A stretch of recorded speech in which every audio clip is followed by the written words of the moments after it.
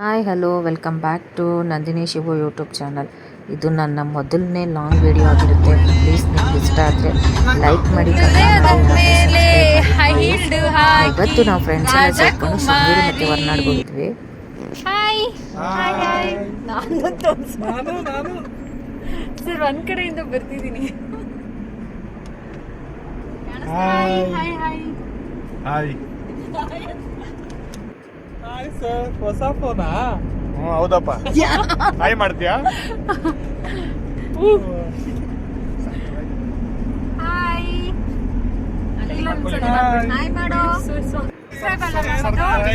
Subscribe ಮಾಡಿ, ಎಲ್ಲ ಮಾಡಿ, ಸಬ್ಸ್ಕ್ರೈಬ್ ಮಾಡಿ,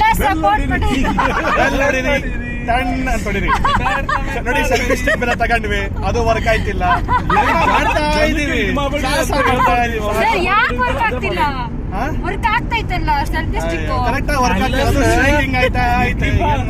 ಈಗಿನ ಯೂಟ್ಯೂಬ್ ಚಾನಲ್ ಅವಾಗೆಲ್ಲ ಇದ್ದಿದ್ರೆ ಎಷ್ಟು ಜನ ಬಂದ್ಬಿಡೋರು ಇನ್ನ. ಅದಕ್ಕೆ ನೀನು ರಾಮನಗರದಿಂದ ಬರಬಾರ್ದು ಅಂತ ನಾವು ಹಿಂಗೆಲ್ಲ ಮಾಡಿದ್ದು ಫಸ್ಟ್ ಯೂಟ್ಯೂಬ್ ಚಾನಲ್.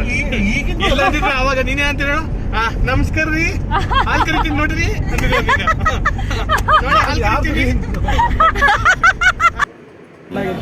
ಕರೆಕ್ಟ್ ಐತಿ. ನಿಂದೆ ಕೈ ಹಿಂದೆ ಬರ್ಲಿ. ಬಿಸಿ ಬೇರೆ ಹೊಡಿತೈತೆ.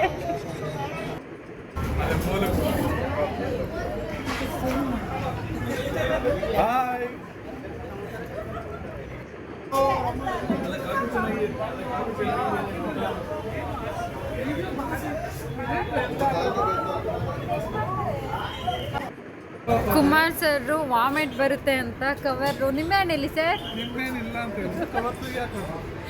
ಕವರ್ ಫ್ರೀನಾ? ಹೌದಾ? ಫ್ರೀಯಾಗಿ ಕೊಟ್ಟಂತೆ. ಓಕೆ ಆಲ್ ದ ಬೆಸ್ಟ್, ಇಟ್ಕೊಳ್ಳಿ, ಚೆನ್ನಾಗಿ ಮಾಡಿ. ಹಾಗೆ ನಾವು ಎಲ್ಲ ಜರ್ನಿ ಮಾಡಿಕೊಂಡು ಟೀ ಕುಡ್ಕೊಂಡು ಮತ್ತೆ ನಮ್ಮ ಜರ್ನಿ ಸ್ಟಾರ್ಟ್ ಮಾಡಿದ್ವಿ. ಎಲ್ಲರಿಗೂ ಹೊಟ್ಟೆ ಹಸಿಯೋಕ್ಕೆ ಶುರುವಾಯಿತು. ಅಲ್ಲೇ ಬೆಳ್ಳೂರು ಕ್ರಾಸಲ್ಲಿ ಧ್ರುವ ತಾರೆ ಅಂತ ಹೋಟೆಲ್ ಐತೆ, ಅಲ್ಲಿ ಹೋಗ್ಬಿಟ್ಟು ಊಟ ಮಾಡೋಣ ಅಂತ ಅವ್ರಿಗೆ ಏನೇನು ಬೇಕೋ ಅದನ್ನೆಲ್ಲ ಆರ್ಡರ್ ಮಾಡಿಕೊಂಡ್ರು. ಗೋಬಿ, ರೋಟಿ ಕರಿ, ನೂಡಲ್ಸು, ಹಾಗೆ ಬಿರಿಯಾನಿ ಅದೆಲ್ಲ ಆರ್ಡರ್ ಮಾಡಿಕೊಂಡು ತಿನ್ನೋಕ್ಕೆ ಶುರು ಮಾಡಿದ್ವಿ.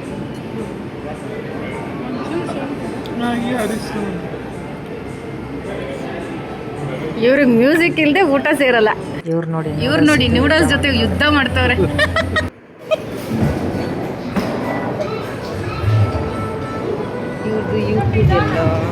ಮಗ ತೋರಿಸ್ತದೆ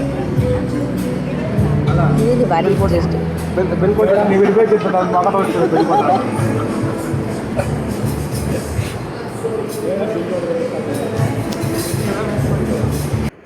ಎಲ್ಲೇ ಹೋದ್ರು ಇದೊಂದ್ ಮಗು ನೋಡಿ ಹೆಂಗ್ ಆಟ ಆಡ್ತೈತೆ. ಹೆಂಗ್ ಆಟ ಆಡ್ತೈತೆ ನೋಡಿ ಈ ಮಗು.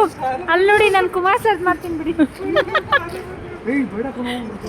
ನಾವು ಲೇಡೀಸ್ಗಳು ಯಾವ್ದಾದ್ರು ಶಾಪ್ ಕಂಡ್ರೆ ಸಾಕಲ್ವಾ, ಹೋಗಲ್ಲಿ ಏನಿರುತ್ತೆ, ಏನು ತೊಗೋಬೋದಾ ಏನು ಅಂತ ನೋಡ್ತಾ ಇರ್ತೀವಿ. ಹಾಗೆ ಅಲ್ಲೇ ಹೋಟೆಲ್ ಪಕ್ಕ ಒಂದು ಶಾಪ್ ಇತ್ತು, ನೋಡ್ತಾ ಇದ್ವಿ. ಆಗೋ ಹೇಗೋ ಲೇಟ್ ನೈಟು ಹೊರನಾಡಿಗೆ ಸೇರಿದ್ವಿ.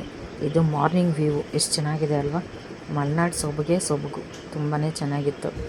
ಮತ್ತು ನಾವು ಸ್ಟೇ ಆಗಿರೋ ಹೋಟೆಲು ತುಂಬಾ ಚೆನ್ನಾಗಿತ್ತು. ತುಂಬ ಹೈಜಿನಿಕ್ ಆಗೂ ಇತ್ತು, ತುಂಬ ಚೆನ್ನಾಗೂ ಇತ್ತು.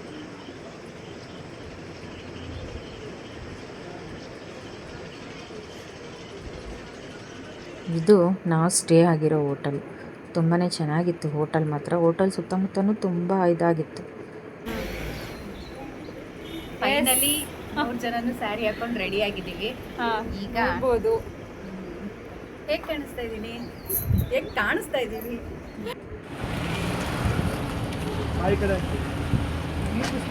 ಸೆಲ್ಫಿ ಸ್ಟಿಕ್ ತಗೋಬೇಕಾಗಿತ್ತು. ಸೆಲ್ಫಿ ಸ್ಟಿಕ್ ಇವರೆಲ್ಲದಕ್ಕೂ. ಹಾಗೆ ಎಲ್ಲ ರೆಡಿಯಾಗಿ ತಾಯಿ ಅನ್ನಪೂರ್ಣೇಶ್ವರಿ ದರ್ಶನ ಮಾಡೋಣ ಅಂತ ಹೋದ್ವಿ. ಆ ತಾಯಿ ಅನ್ನಪೂರ್ಣೇಶ್ವರಿ ಪಾರ್ವತಿ ಸ್ವರೂಪ ಅಂತೆ.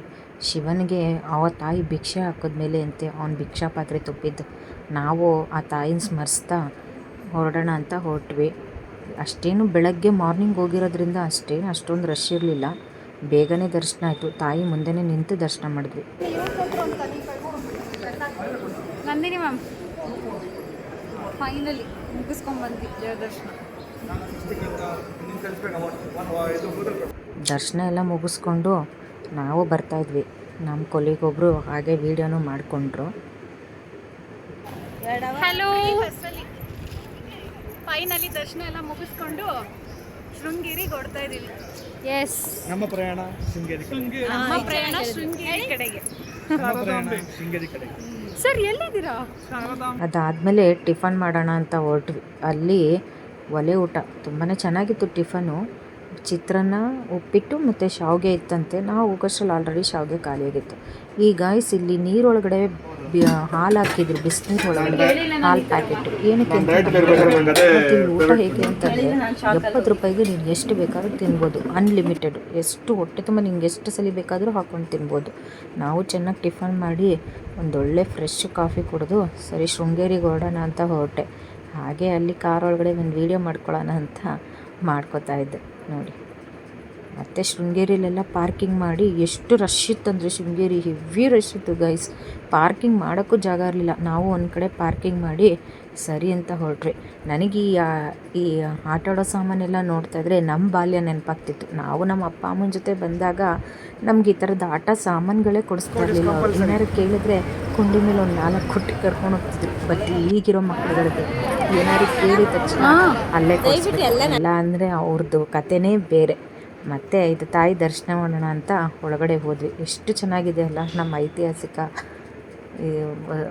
ದೇವಸ್ಥಾನಗಳು, ತುಂಬಾ ಚೆನ್ನಾಗಿದೆ. ಶೃಂಗೇರಿ ಅಂತಂದರೆ ಎಲ್ರಿಗೂ ಆ ಶಾರದಾಂಬೆ ಅಕ್ಷರಾಭ್ಯಾಸ ಎಷ್ಟು ಖುಷಿ ಕೊಡುತ್ತೆ ಅಲ್ಲಿ ಆ ಪ್ಲೇಸಿಗೆ ಹೋದೆ ಅಂತಂದರೆ. ನಿಜವಾಗ್ಲೂ ಅಲ್ಲಿರೋರೆಲ್ಲ, ಶೃಂಗೇರಿ ಇರೋರೆಲ್ಲ ಪುಣ್ಯ ಮಾಡಿದ್ದಾರೆ ಅಂತಲೇ ಹೇಳ್ಬೋದು.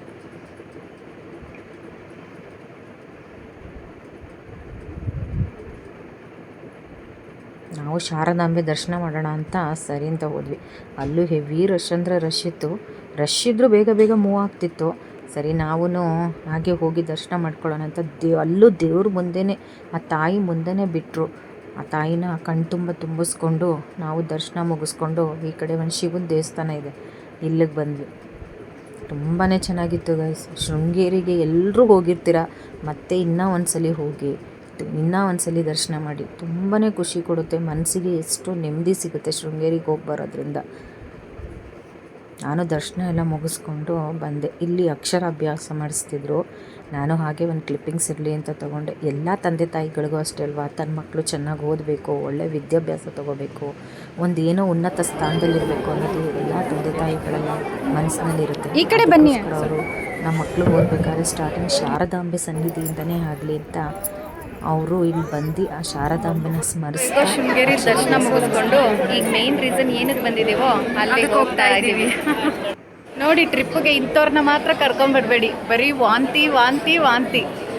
ಎಷ್ಟು ಕಡೆ ಕಾರ್ ನಿಲ್ಲಿಸಿ ಕರ್ಕೊಂಡ್ಬಂದಿರೋದು ಗೊತ್ತಾ? ಇಂಥವ್ರಿಂದ ಟ್ರಿಪ್ದು. ಇವಾಗ ಮೇನ್ ರೀಸನ್ ನಾವು ಏನಕ್ಕೆ ಬಂದಿದ್ವಿ ಅಂತ ಇವಾಗ ಹೇಳ್ತಾ ಇದ್ದೀರಿ.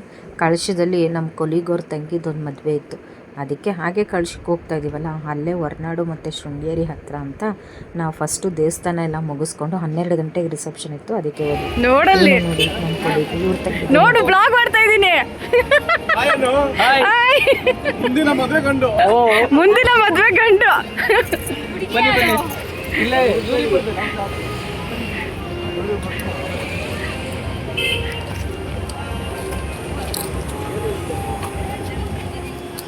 ನಾವು ಹಾಗೆ ಗಂಡಿಗೆಲ್ಲ ವಿಶ್ ಮಾಡಿಬಿಟ್ಟು ಊಟಕ್ಕೆ ಹೋಗೋಣ ಅಂತ ಹೋಗ್ತಾಯಿದ್ವಿ.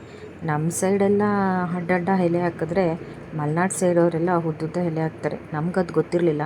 ನಾವು ಇದೇನಪ್ಪ ಡಿಫ್ರೆಂಟ್ ಆಗಿದೆ ಅಂತ ಹೋದ್ವಿ. ಸ್ವಲ್ಪ ಊಟದ ಶೈಲಿನೂ ತುಂಬ ಡಿಫ್ರೆಂಟ್ ಆಗಿತ್ತು. ನಾವು ಯಾವಾಗಲೂ ಪಲಾವು, ರೈಸ್ ಬಾತ್ ಅಂತೆ, ಪೂರಿ ಅಂತೆ ಆ ಥರ ಮದುವೆಗೆಲ್ಲ ಮಾಡಿಸಿದ್ರೆ, ಇವರು ಮಾವಿನೆಣ್ಣು ಒಬ್ಬಟ್ಟು ಮತ್ತು ಮಾವಿನೆಣ್ಣು ಶೇಖರಣೆ, ಚಪಾತಿ, ಅನ್ನ ಸಾಂಬಾರು, ಆಮೇಲೆ ಮಾವಿನೆಣ್ಣು ವಾಟಲ್ಲಿ ಒಂದು ಡಿಶ್ ಮಾಡಿದರು ಗೈಸ್. ತುಂಬಾ ಚೆನ್ನಾಗಿತ್ತು. ನಾನು ಹಂಗಾದ್ರೂ ಅಂದ್ಕೊಂಡೆ ಈ ಥರನೂ ಮಾಡ್ತಾರಂತ. ನಿಜವಾಗ್ಲೂ ನಮ್ಮ ಚನ್ನಪಟ್ಟಣ, ಮಂಡ್ಯ ಸೈಡ್ ಕಡೆ ಎಲ್ಲ ನಮ್ಗೆ ಆ ಥರದ್ದು ತಿಂದು ಅಭ್ಯಾಸನೇ ಇರೋದಿಲ್ಲ. ಬಟ್ ಇವರು ಮಲೆನಾಡವ್ರು ಆ ಥರ ಮಾಡಿದ್ರಲ್ಲ, ತುಂಬಾ ಚೆನ್ನಾಗಿತ್ತು. ನಾನು ತುಂಬ ಚೆನ್ನಾಗಿತ್ತು, ಹೇಗಿರುತ್ತೋ ಏನೋ ಅಂದ್ಕೊಂಡು ಹೋಗಿದ್ದೆ. ಬಟ್ ತುಂಬ ಚೆನ್ನಾಗಿತ್ತು ಊಟ ಎಲ್ಲ ಮುಗಿಸ್ಕೊಂಡ. ನೋಡಿ ಇಲ್ಲಿ ಬರುತ್ತೆ ವಾಟೆ. ಆಮೇಲೆ ಊಟ ಎಲ್ಲ ಮುಗಿಸ್ಕೊಂಡು ಅಲ್ಲೇ ಯಾರೋ ಹೇಳಿದ್ರು ಅಲ್ಲೊಂದು ಫಾಲ್ಸ್ ಇದೆ, ಹೋಗಿ ತುಂಬಾ ಚೆನ್ನಾಗಿದೆ, ಆನ್ ದ ವೇ ನೀವು ಹೋಗ್ತಾ ಸಿಗುತ್ತೆ ಅಂತ ಹೇಳಿದ್ರು. ಅದು ಹಳ್ಳಿ ಮನೆ ಫಾಲ್ಸ್ ಅಂತೆ. ಸರಿ ಅಂತ ಹೋಗ್ತಾ ಇದ್ವಿ. ಅಲ್ಲಿ ನೋಡಿದ್ರೆ ಒಂದು ಮೇಜರ್ ಆಕ್ಸಿಡೆಂಟು. ಗಾರ್ಡ್ ಸೆಕ್ಷನಲ್ಲೆಲ್ಲ ಇದೆಲ್ಲ ಸಾಮಾನ್ಯ. ಬೈಕೋತಾರೆ, ವಿಡಿಯೋ ಮಾಡ್ಕೋತಾ ಇದ್ದಾರೆ. ಏನೋ ಒಳಗಡೆ ಹೋಗ್ಬಿಟ್ಟಿದ್ದಾರೆ ಅನ್ಸುತ್ತೆ. ಇಲ್ಲ, ಎಳ್ದಿದ್ದಾರೆ ಗಾಡಿನ ಅಲ್ಲಿಂದ. ಏನಾಗಿದೆ ಸರ್? ಕಾರು ಒಳಗಡೆನಾ? ಏನಾಗಿಲ್ಲ ಪಲ್ಟಿ ರೀತಿ ಮತ್ತೆ ಅದ್ರೊಳಗಡೆ ಇದ್ದವರು ಅದೇ ಒಬ್ರು ಜಾಸ್ತಿ ಒಬ್ರಿಗೇನೋ ಜಾಸ್ತಿ ಇಲ್ಲಿ ಹೊಡ್ಕೊಂಡವ್ರು ನೋಡಿ ಒಂದು ಗಾಡಿ ಹೊಡೆದು ಅಲ್ಲಿ ನಾವು ಪಾರ್ಕಿಂಗ್ ಮಾಡಿರೋ ಜಾಗಕ್ಕೂ ಮತ್ತು ಫಾಲ್ಸ್ಗೂ ಸ್ವಲ್ಪ ದೂರ ಇತ್ತು. ಸರಿ ನಡ್ಕೊಂಡು ಹೋಗೋಣ ಅಂದ್ಬಿಟ್ಟು ಗಾಡಿ ಎಲ್ಲ ಪಾರ್ಕ್ ಮಾಡಿಬಿಟ್ಟು ನಡ್ಕೊಂಡು ಹೋಗೋಣ ಅಂತ ಹೋಗ್ತಾ ಇದ್ವಿ. ತುಂಬಾ ಚೆನ್ನಾಗಿತ್ತು. ಯಾಕಂದರೆ ಈ ಥರ ಹಸಿರು ಪರಿಸರದಲ್ಲಿ ನಾವೆಲ್ಲೂ ಇರೋದಿಲ್ವಲ್ಲ. ಬೆಂಗಳೂರಲ್ಲಿ ಯಾವಾಗಲೂ ಆ ಟ್ರಾಫಿಕ್ಕು, ಆ ಗಿಜಿ ಆ ಗಾಡಿ ಸೌಂಡು, ಆ ಹೊಗೆ, ಅದನ್ನೇ ಕುಡ್ಕೊಂಡು ಬದುಕ್ತಾ ಇರ್ತೀವಿ ನಾವು.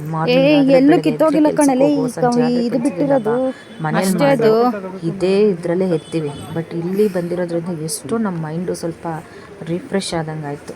ನಾವು ಸರಿ ಫಾಲ್ಸ್ ಕಡೆ ನಡ್ಕೊಂಡು ಹೋಗೋಣ ಅಂತ ನಿಧಾನಕ್ಕೆ ಆ ಪರಿಸರನೆಲ್ಲ ಎಂಜಾಯ್ ಮಾಡಿಕೊಂಡು ನಡ್ಕೊಂಡು ಹೋಗ್ತಾ ಇದ್ವಿ. ಫಾಲ್ಸ್ ಬಂತು ನೋಡಿ. ನಿಧಾನ ಸಾಕು ಸಾಕು. ನೀರೇನಷ್ಟು ಇರಲಿಲ್ಲ. ಯಾಕಂದರೆ ಇವಾಗೆಲ್ಲ ಮಳೆಗಾಲ ಅಲ್ಲಲ್ಲ, ಚಳಿಗಾಲನೂ ಅಲ್ಲಲ್ಲ, ಇವಾಗೆಲ್ಲ ಬೇಸಿಗೆ ಕಾಲದಲ್ಲಿ ಯಾವಾಗಲೂ ನೀರು ಸ್ವಲ್ಪ ಕಡಿಮೆನೇ ಇರುತ್ತೆ. ಆಮೇಲೆ ಇವರೆಲ್ಲ ಒಂದು ರೀಲ್ಸ್ ಮಾಡ್ತೀವಿ, ಒಂದು ವೀಡಿಯೋ ಮಾಡ್ಕೊತೀನಿ ಅಂತ ಈ ಥರ ಎಲ್ಲ ಪೋಸ್ಟ್ ಕೊಡ್ತಾಯಿದ್ರು.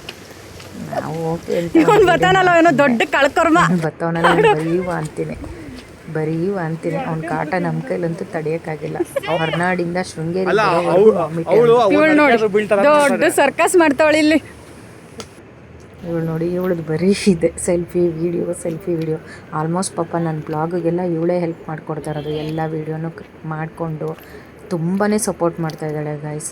ಈ ವಿಡಿಯೋ ನಾನು ಹೇಗಿರುತ್ತೋ ಹಾಗೆ ಹಾಕಿದ್ದೀನಿ. ನಿಮ್ಗೇನಾದ್ರು ನನ್ನ ಕಡೆಯಿಂದ ಏನಾದ್ರು ತಪ್ಪು ಅನಿಸಿದ್ರೆ ಅದನ್ನು ದಯವಿಟ್ಟು ಕಮೆಂಟ್ ಮಾಡಿ, ಇಲ್ಲ ಸಜೆಸ್ಟ್ ಮಾಡಿ. ನನ್ನ ಫಸ್ಟ್ ವಿಡಿಯೋ ಇದು. ಈ ಥರ ಮಾಡಿ, ಹಂಗೆ ಮಾಡಿ, ಏನಾದ್ರು ತಪ್ಪಿದರೆ ಈ ಥರ ಮಾಡಬೇಡಿ ಅಂತ ನನಗೆ ತಿಳಿದಿರೋ ಮಟ್ಟಿಗೆ, ನನಗೆ ಗೊತ್ತಿರೋ ಮಟ್ಟಿಗೆ ನಾನು ಈ ವಿಡಿಯೋ ಮಾಡ್ತಾಯಿದ್ದೀನಿ ಗೈಸ್. ಪ್ಲೀಸ್ ನನಗೆ ಸಪೋರ್ಟ್ ಮಾಡಿ ಹಾಗೂ ಸಬ್ಸ್ಕ್ರೈಬ್ ಮಾಡಿ.